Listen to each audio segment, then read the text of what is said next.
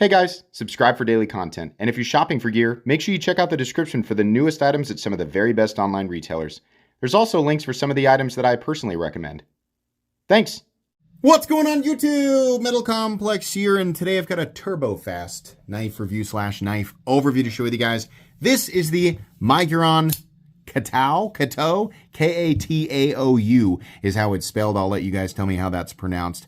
This is right now one of the best deals. I mean, there's if you go on Amazon or AliExpress or whatever, you're going to find some really fishy stuff that claims to be M390 in titanium, and it's going to be for a way too good price tag. But as far as companies trusted to use the actual materials they are advertising to use, and then implement those materials in a way that is up to the standards of the knife community, this is one of the best deals that you will find out there on a combination of titanium and M390, and in this case, satin DLC coated. This is a $119 pocket knife, and it is available. I'll link it down in the description. You guys can check it out if you want to. They also have budget versions of this knife in 14C28N for about 40 to 45 bucks, which is also very, very good. Very impressive. I have a few things to say about it, but it's not a very complicated knife and does not require a very complicated review. Thanks to Miguron for sending this in. Thanks to my patrons for supporting me.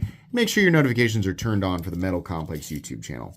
The overall length of this knife comes in at about 7 inches. Blade length is 3 inches, and your cutting edge is 2.75. Let's do some size comparisons. Any custom scales you find in this section can be found down in the description under Original Goat and Others.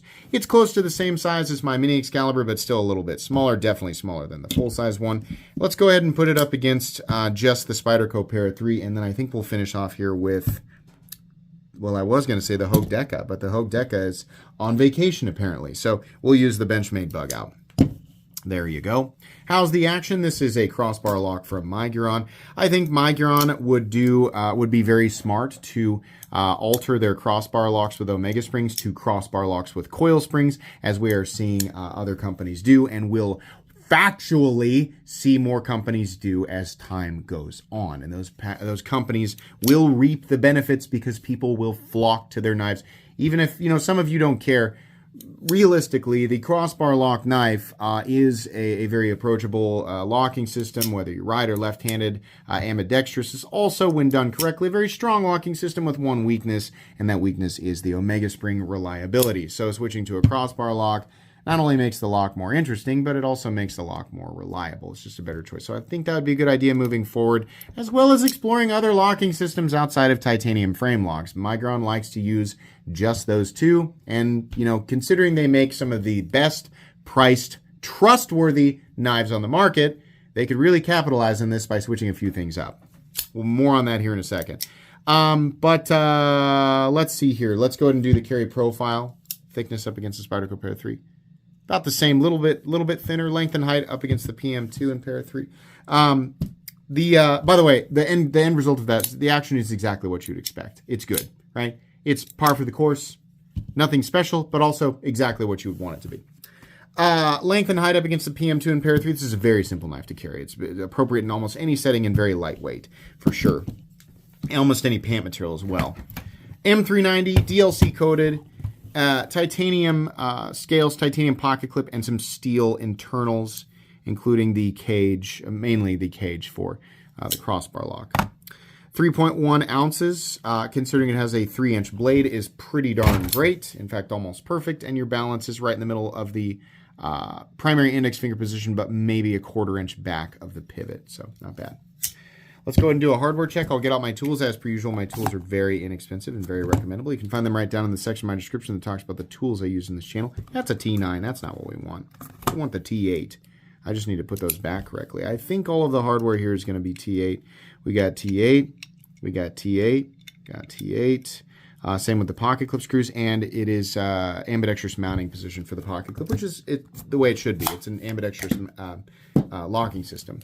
So good. As long as you have the right tools for the job, you should be good to go. Your blade stock thickness on this knife is not going to be super thick. Probably, I'm going to guess that might be like 90 thousandths. It's really thin. Oh, yeah. 86 thousandths. Very, very thin. Let's move on into the meat and potatoes. Very straightforward. This is definitely in the same sort of bug out like trend. I think another knife that is very similar is the Kaiser drop bear, right? Handle profile, incredibly. They call me the drop bear. It's just knife handle.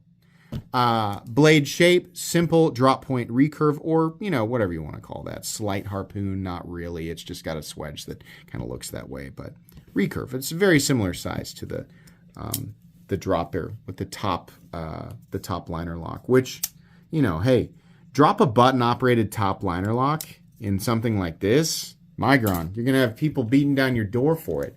You got one other thing to fix, but we'll talk about that. Ergonomically, exactly what you'd expect from probably the most common handle profile in the history of the knife world. It has knife handle, and it works, right? There's a reason we see this a lot. Chamfering around the edges. No texturing, but again, they're trying to keep the cost down. They're doing a good job of it. Fit and finish all the way around is very good and exactly what you'd expect.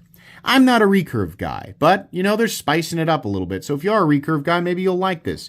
Cutting geometry is stupidly thin at the edge. Give you guys a look at that, the plunge grind there. Very aggressive. If you don't like the recurve, it'll go away slightly if you just don't adjust when you sharpen. If you like the recurve, well, then you get to try and maintain it while you're sharpening, which is annoying.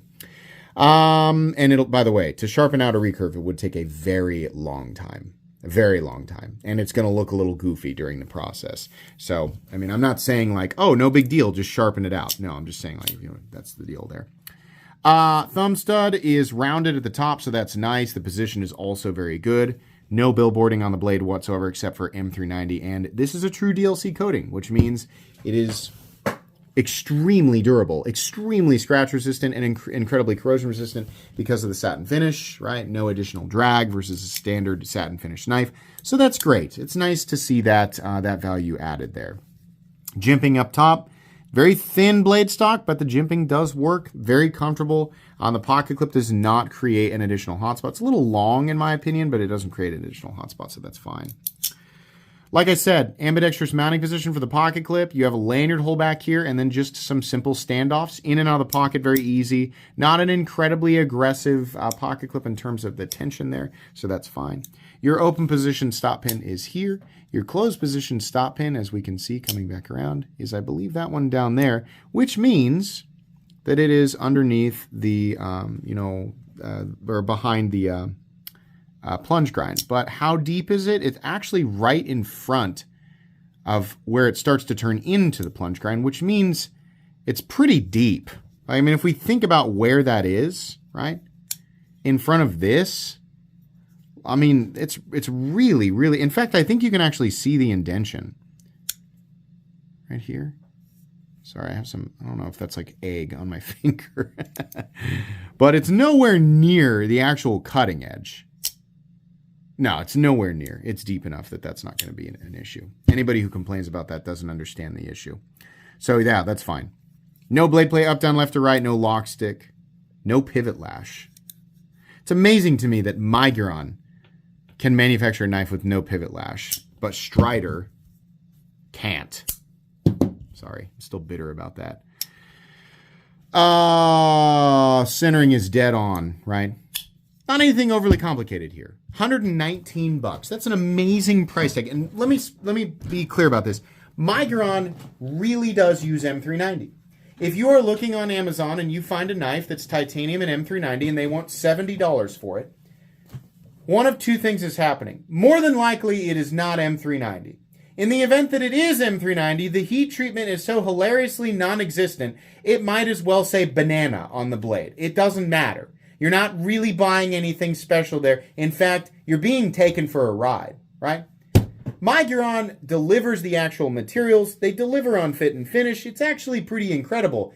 The one place that Miguron does not deliver on is the heat treatment. And it's not like, we're not talking like, $30 AliExpress special in M390, right? With like 45 HRC, which I think you might be able to bend with your hands. Not really. But actually, I don't know. I don't know how low it has to go before you can bend it with your hands. What's the HRC of gold, right? I have no idea. Miguron is just under where it should be. Their standard HRC range for M390 on a non-coated blade is 59 to 61, which is the industry standard. 66.6% of those blades that are manufactured between 59 and 61 will have, in my opinion, an acceptable heat treatment, which is 60 or above, in this case a maximum of 61, right? At 59, it's not very good. There's a lot of, like, you start to kind of lose the purpose of, what M390 was created for. M390 was not created for toughness, so when people say, oh, well, you gain increased toughness at 59, great. But the composition, it was not created to emphasize toughness within the balance. The idea of the composition was to create a really good balance of corrosion resistance and edge retention, and then have just barely enough toughness in there to support it during normal cutting tasks. That's the idea. So sacrificing those other two major elements in order to increase the toughness is just stupid. There's nothing, 59 HRC M390 and back, you're losing, like, you're really losing out on the benefit there, right? M390 can go up to 64. It's incredibly brittle at 64. In my opinion, it should be at least 60, and is probably optimized between 61 and 63, right? But for a production knife at $119, it's the only thing that's wrong. Do I think that they can hit those numbers? Easily. But what about if it's coated? Easily. You can hit 60 to 62. Easy! We got too many other companies at this end of the industry that are able to do it. Miguron, you are knocking on the door of being the #1 highest value knife on the market. All you have to do is increase this HRC range on your M390 and make sure that your other steels that you use are also, within that window. I messaged them right before this video, and I showed them a screenshot of this listing on their website, which lists as not 59 to 61, but 58 to 60. This is unacceptable. 58 is a joke. 59 is not good, but 58 is a joke for M390. Even if your products are $120, Miguron, it's not that much of a price bump to hit these numbers at 60 plus. If you could deliver, if you were delivering this knife exactly at 60 to 62 HRC, it would just be the best deal titanium and M390 knife on the market, right? Again, a lot of those other companies that are charging like 70, $80, they're not hitting those numbers. So that doesn't count, right? Again, it might as well just say banana. It doesn't matter. Miguron, we got to get this. I mean, like, I want to be able to say that Miguron makes the absolute best, knives at the premium end, and the budget. I want to be able to, like, put you guys in there. But this is what's holding you back. We got to be hitting these numbers. Bring this up. 58 to 60 is not acceptable. 60 is acceptable, but that's where acceptable begins. 58 and 59 should not be it should not be within the range. The argument of, oh, well, it's easier to sharpen for the end user, or, oh, we get less warranty stuff back because people aren't chipping their blades as much. That is hogwash. I've heard that argument for over a decade. That's hogwash. No. 60 plus, and I don't think Miguron is making this argument. I'm saying a lot of these other companies that have kind of figured out, like, the community is going to demand it, so they went ahead and buckled and increased their HRC ranges. Some of the most successful competitors of these knives, and just some of the most fiercely competitive production companies on the knife market right now, are hitting these 60 to 62 numbers, right? Bring it up. Let's get this in the appropriate range, and let's start claiming some titles here, Miguron, because you're capable of doing it. As it sits, I mean, if you want to pick it up, you can, but there's a chance you'll get one at 60 HRC. 59's ho-hum, right? But I don't know, like, it's a really, really awesome knife, and to a lot of people, it'll still be an exceptional deal. And the truth is that the cutting geometry is so gosh darn thin, it'll still cut really, really well. But Miguron can do a little better, and they absolutely should. That is going to be it for today's video. Please make sure to follow me on Instagram at metal_complex. If you enjoyed this video, leave a like. If you'd like to check out my other content, I do, of course, have lots of videos of knives that are either expensive or inexpensive that I do or don't like, so check those out. And if you enjoy all my content, go ahead and click on that Metal Complex logo right there and subscribe, because there's definitely more coming. Thanks again for watching, everybody, and have a great day.